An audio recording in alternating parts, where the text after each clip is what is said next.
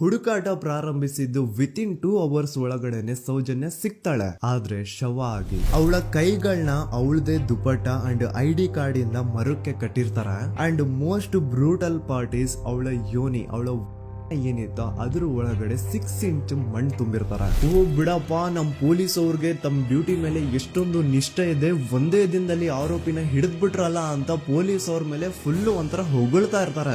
ಆದ್ರೆ ಪಾಪ ಜನರಿಗೆ ಎಲ್ಲಿ ಗೊತ್ತಿತ್ತು ಈ ಕೇಸ್ ನ ರಿಯಲ್ ಆರೋಪಿ ಬೇರೆ ಯಾರೋ ಇದಾರೆ, ಪೊಲೀಸ್ ಅವರೇ ಈ ಕೇಸ್ ನ ಮಿಸ್ಲೀಡ್ ಮಾಡೋದಕ್ಕೆ ಸುಮ್ನೆ ಸಂತೋಷ್ನ ಅರೆಸ್ಟ್ ಮಾಡಿದ್ದಾರೆ ಅಂತ. ಪೊಲೀಸ್ ಅವರು ಈ ಕೇಸ್ ಅಲ್ಲಿ ಕರಪ್ಟ್ ಆಗಿದ್ದಾರೆ, ಪೊಲೀಸ್ ಅವರೇ ಸತ್ಯ ಮುಚ್ಚಿಡ್ಲಿಕ್ಕೆ ಟ್ರೈ ಮಾಡ್ತಿದ್ದಾರೆ. ಹಾಗಾಗಿ ಈ ಕೇಸ್ ನ ಇನ್ಮುಂದೆ ಪೊಲೀಸ್ ಅವರಲ್ಲದೆ CBI ಅವರು ಇನ್ವೆಸ್ಟಿಗೇಷನ್ ಮಾಡಬೇಕು, ಈ ಕೇಸ್ ನ CBI ಒಪ್ಸಿ ಅಂತ ಅಗೇನ್ ಪ್ರೊಟೆಸ್ಟ್ ಗಳು ಸ್ಟಾರ್ಟ್ ಆಗ್ತವೆ. ಸೌಜನ್ಯ ಕೇಸ್ ಒಂದೇ ಅಲ್ಲ, ನಾರಾಯಣ ಹಾಗೂ ಯಮುನಾ ಕೇಸಲ್ಲೂ, ವೇದವಲ್ಲಿ ಕೇಸಲ್ಲೂ, ಆ ಬ್ಯಾಂಕ್ ಮ್ಯಾನೇಜರ್ ನ ಕೇಸಲ್ಲೂ ಹಾಗೂ ಪದ್ಮಲತಾ ಕೇಸಲ್ಲೂ ಸೀದಾ ಡೈರೆಕ್ಟ್ ಡೌಟ್ ಬರೋದೆ ಊರಿನ ಗೌಡ್ರ ಮೇಲೆ. ಸೌಜನ್ಯ ಕೇಸ್ ಬಿಟ್ಟು ಆ ಇನ್ನೊಂದು ಕೇಸ್ ಯಾವುದು, ಅದಕ್ಕೂ ಸಂತೋಷ್ಗೂ ಏನ್ ಸಂಬಂಧ, ಅದ್ರಲ್ಲಿ ಯಾಕೆ ಸಂತೋಷ್ನ ಪೊಲೀಸ್ ಅವರು ಫಿಟ್ ಮಾಡಿದ್ರು ಅಂತ ಪ್ರತಿಯೊಂದು ಹೇಳ್ತೀನಿ.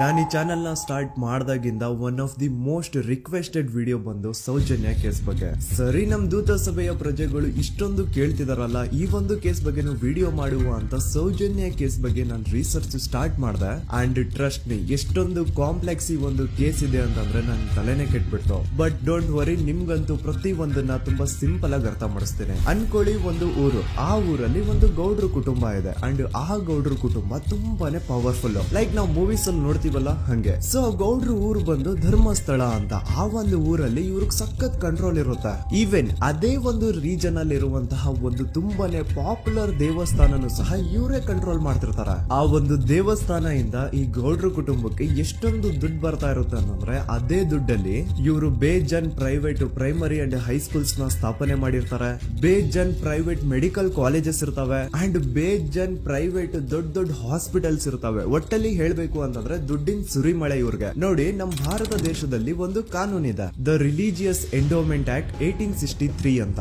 ಬೇಸಿಕಲಿ ಈ ಒಂದು ಕಾನೂನು ಏನ್ ಹೇಳುತ್ತೆ ಅಂತಂದ್ರೆ, ಭಾರತದಲ್ಲಿ ಯಾವ್ದೆಲ್ಲ ಹಿಂದೂ ಟೆಂಪಲ್ಸ್ ಇದಾವೋ ಅವೆಲ್ಲ ಗವರ್ಮೆಂಟ್ ಪ್ರಾಪರ್ಟಿ. ಆ ಹಿಂದೂ ಟೆಂಪಲ್ಸ್ ನ ಮ್ಯಾನೇಜ್ಮೆಂಟ್ ಎಲ್ಲ ಗವರ್ಮೆಂಟ್ ಕೈಗೆ ಹೋಗಿ ಗವರ್ಮೆಂಟ್ ಡಿಸೈಡ್ ಮಾಡುತ್ತೆ ಆ ಮ್ಯಾನೇಜ್ಮೆಂಟ್ ಅಲ್ಲಿ ಯಾರ್ ಕೆಲ್ಸಕ್ಕೆ ಇರಬೇಕು, ಯಾರ್ ಕೆಲ್ಸಕ್ಕೆ ಇರಬಾರ್ದು, ಅಂಡ್ ಆ ಟೆಂಪಲ್ ಇಂದ ಬರ್ತಿರುವಂತಹ ಡೊನೇಷನ್ ಅಮೌಂಟ್ ನ ಏನ್ ಮಾಡಬೇಕು ಅಂತ. ಸೊ ಈ ಒಂದು ಕಾನೂನಿನ ಪ್ರಕಾರ ಗವರ್ಮೆಂಟ್ ಇಂಡಿಯಾದಲ್ಲಿರುವಂತಹ ಆಲ್ಮೋಸ್ಟ್ ಎಲ್ಲಾ ಹಿಂದೂ ಟೆಂಪಲ್ಸ್ ನ ತನ್ನ ಕಂಟ್ರೋಲ್ ಅಲ್ಲಿ ತಗೋತಾ ಇರ್ಬೇಕಾದ್ರೆ ಗವರ್ಮೆಂಟ್ ಅಫಿಷಿಯಲ್ಸ್ ಧರ್ಮಸ್ಥಳ ಶ್ರೀ ಮಂಜುನಾಥ ದೇವಸ್ಥಾನಕ್ಕೂ ರೀಚ್ ಔಟ್ ಮಾಡ್ತಾರೆ. ಅಂಡ್ ಆಗ ಇಷ್ಟು ದಿನ ಟೆಂಪಲ್ ನ ಕಂಟ್ರೋಲ್ ಮಾಡ್ತಿದ್ದಂತಹ ಆ ಗೌಡ್ರ ಕುಟುಂಬ ಏನ್ ಹೇಳುತ್ತೆ ಗೊತ್ತಾ, ಇಲ್ಲ ಇದು ಹಿಂದೂ ಟೆಂಪಲ್ ಅಲ್ಲ, ಇದು ಜೈನ್ ಫ್ಯಾಮಿಲಿಗೆ ಬಿಲಾಂಗ್ ಮಾಡುವಂತಹ ಒಂದು ಪ್ರೈವೇಟ್ ಟೆಂಪಲ್ ಅಂತ ಹೇಳ್ತಾರೆ. ನಾನು ಇಷ್ಟು ದಿನ ಧರ್ಮಸ್ಥಳ ಶ್ರೀ ಮಂಜುನಾಥ ದೇವಸ್ಥಾನ ಒಂದು ಹಿಂದೂ ಟೆಂಪಲ್ ಅಂತ ಅನ್ಕೊಂಡಿದ್ದೆ. ಆದ್ರೆ ಈಗಷ್ಟೇ ನನಗೂ ಗೊತ್ತಾಗಿದ್ದು ಇದು ಹಿಂದೂ ಟೆಂಪಲ್ ಅಲ್ಲ, ಇದು ಒಂದು ಜೈನ್ ಫ್ಯಾಮಿಲಿಗೆ ಬಿಲಾಂಗ್ ಮಾಡುವಂತಹ ಪ್ರೈವೇಟ್ ಜೈನ್ ಟೆಂಪಲ್ ಅಂತ. ಸೊ ಹೀಗಾಗಿ ಗವರ್ಮೆಂಟ್ ಅಫಿಷಿಯಲ್ಸ್ ಏನೂ ಮಾಡಕ್ಕಾಗದೆ ಇವತ್ತಿನವರೆಗೂ ಈ ಒಂದು ಧರ್ಮಸ್ಥಳ ಶ್ರೀ ಮಂಜುನಾಥ ದೇವಸ್ಥಾನನ ಒಂದು ಪ್ರೈವೇಟ್ ಟ್ರಸ್ಟ್ ನಡೆಸ್ಕೊಂಡು ಹೋಗ್ತಿದೆ. ಅಂಡ್ ಆ ಪ್ರೈವೇಟ್ ಟ್ರಸ್ಟ್ ನ ಓನರ್ ಯಾರು, ಅದೇ ಗೌಡ್ರ ಕುಟುಂಬ. ನೋಡಿ, ನಾನು ಈ ವಿಡಿಯೋದಲ್ಲಿ ಯಾರ್ದನ್ನು ರಿಯಲ್ ನೇಮ್ಸ್ ನ ಬಳಸ್ತಿಲ್ಲ. ಪ್ರೀವಿಯಸ್ಲಿ ಬೇರೆ ಯೂಟ್ಯೂಬರ್ಸ್ ತಮ್ಮ ವಿಡಿಯೋಸ್ ಅಲ್ಲಿ ರಿಯಲ್ ನೇಮ್ಸ್ ನ ಬಳಸಿದ್ದಾರೆ ಅನ್ನೋ ಒಂದೇ ಒಂದು ಕಾರಣಕ್ಕೆ ಅವ್ರ ವಿಡಿಯೋಸ್ ನ ಡಿಲೀಟ್ ಮಾಡಿಸಿದ್ದಾರೆ. ಸೊ ಅವ್ರ ಜೊತೆ ಆಗಿದ್ದು ನನ್ ಜೊತೆ ಆಗೋದ್ ಬೇಡ, ಸತ್ಯ ಮುಚ್ಚೋಗೋದು ನನ್ಗೆ ಇಷ್ಟ ಇಲ್ಲ. ಹಾಗಾಗಿ ನಾನಿಲ್ಲಿ ರಿಯಲ್ ನೇಮ್ಸ್ ನ ಬಳಸ್ತಿಲ್ಲ. ಆದ್ರೆ ನಾನು ಯಾರನ್ನ ಪಾಯಿಂಟ್ ಔಟ್ ಮಾಡಿ ಹೇಳ್ತಿದ್ದೀನಿ ಅನ್ನೋದು ಮಾತ್ರ ನಿಮಗೆ ತುಂಬಾ ಕ್ಲಿಯರ್ಲಿ ಅರ್ಥ ಆಗುತ್ತೆ. Don't worry.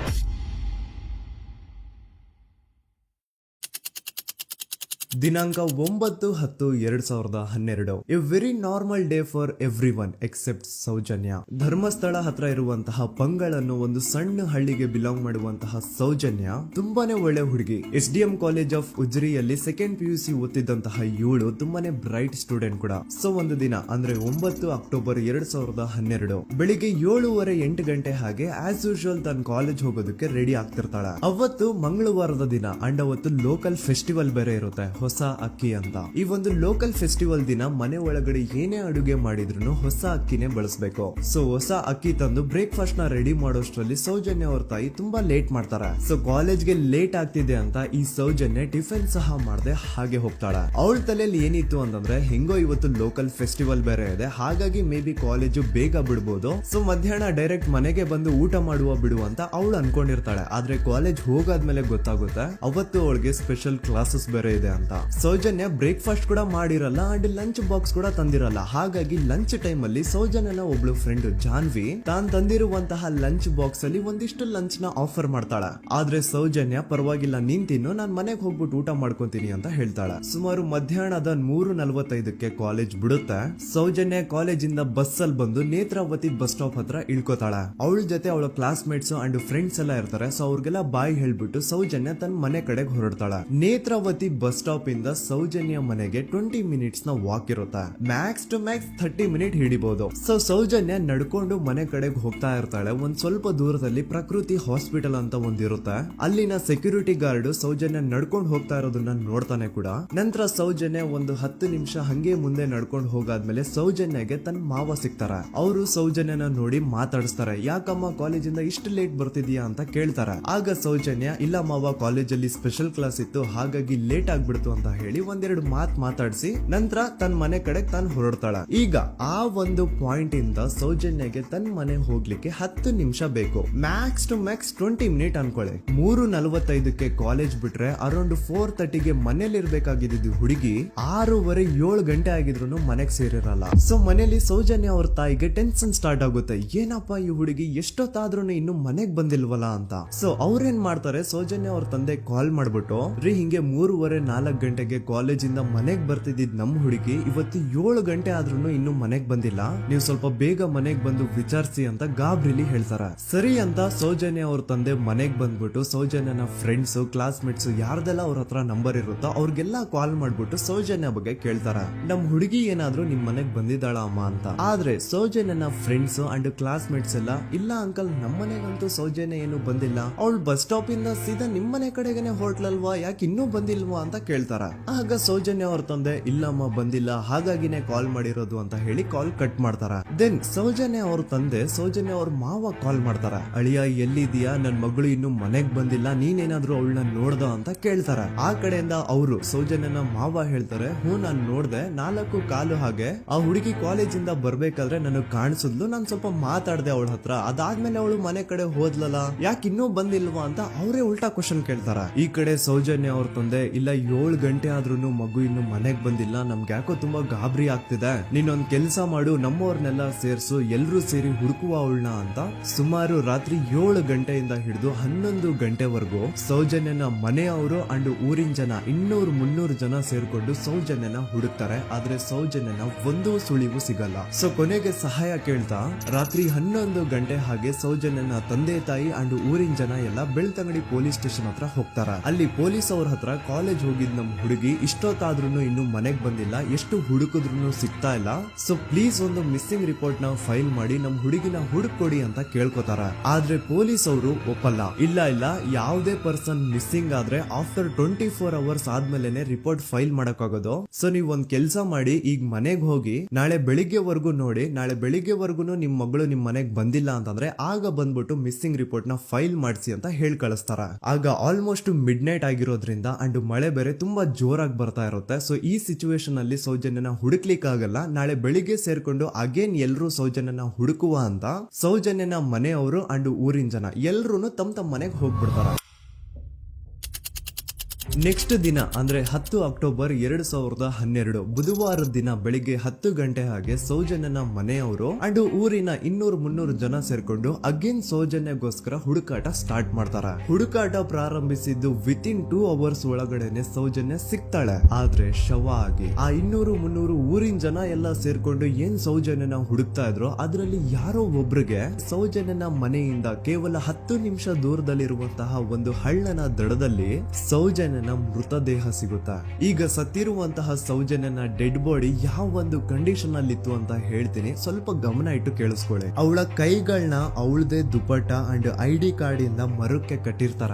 ಅವಳ ಬಾಡಿ ಎಲ್ಲ ನೇಕೆಡ್ ಇರುತ್ತೆ, ಮೈ ಮೇಲೆ ಸರಿಯಾದ ಬಟ್ಟೆ ಇರಲ್ಲ, ಮೈ ಮೇಲೆ ಮಲ್ಟಿಪಲ್ ಕಟ್ ಮಾರ್ಕ್ಸ್ ಇರುತ್ತೆ, ತುಂಬಾ ಜೋರಾಗಿ ಹೊಡೆದಿರುವಂತಹ ಗಾಯಗಳು ಮೈ ಮೇಲೆ ಎದ್ದು ಕಾಣಿಸ್ತಿರ್ತವೆ. ಅವಳ ರಿಪ್ಸ್ ಎದೆ ಭಾಗದ ಮೂಳೆಗಳೆಲ್ಲ ಮುರಿದು ಹೋಗ್ಬಿಟ್ಟಿರ್ತವೆ. And most brutal part is ಅವಳ ಯೋನಿ, ಅವಳ ಏನಿತ್ತು ಅದ್ರ ಒಳಗಡೆ 6 ಇಂಚ್ ಮಣ್ಣು ತುಂಬಿರ್ತಾರ. ಆ ಬಾಡಿ ಕಂಡೀಷನ್ ನ ನೋಡಿದಾದ್ಮೇಲೆ ಒಂದಂತೂ ತುಂಬಾ ಕ್ಲಿಯರ್ ಆಗಿ ಅರ್ಥ ಆಗುತ್ತೆ, ಅವಳನ್ನ ಯಾರೋ ತುಂಬಾ ಫೋರ್ಸ್ಫುಲಿ ಮಾಡಿ ನಂತರ ನಿರ್ದಯವಾಗಿ ಸಾಯಿಸಿದ್ದಾರೆ ಅಂತ. ಇಲ್ಲಿ ಕ್ರಿಮಿನಲ್ಸ್ ನ ಬುದ್ಧಿವಂತಿಕೆ ನೋಡಿ ಪೊಲೀಸ್ ಅವ್ರಿಗೆ ಏನೂ ಸುಳಿವು ಸಿಗ್ಬಾರ್ದು ಅಂತ ಅವಳ ಯೋನಿ ಒಳಗಡೆ 6 ಇಂಚ್ ಅಷ್ಟು ಮಣ್ಣು ತುಂಬ ಹೋಗಿರ್ತಾರೆ. ಸೊ ದೆನ್ ಪೊಲೀಸ್ ಅವ್ರಿಗೆ ವಿಷಯ ಗೊತ್ತಾಗುತ್ತೆ. ಅವರು ಸ್ಪಾಟ್ ಗೆ ಬಂದು ಸೌಜನ್ಯನ ಬಾಡಿನ ರಿಕವರ್ ಮಾಡಿ ಆ ಒಂದು ಸ್ಪಾಟ್ ನ ಕಂಪ್ಲೀಟ್ ಸೀಸ್ ಮಾಡ್ತಾರೆ.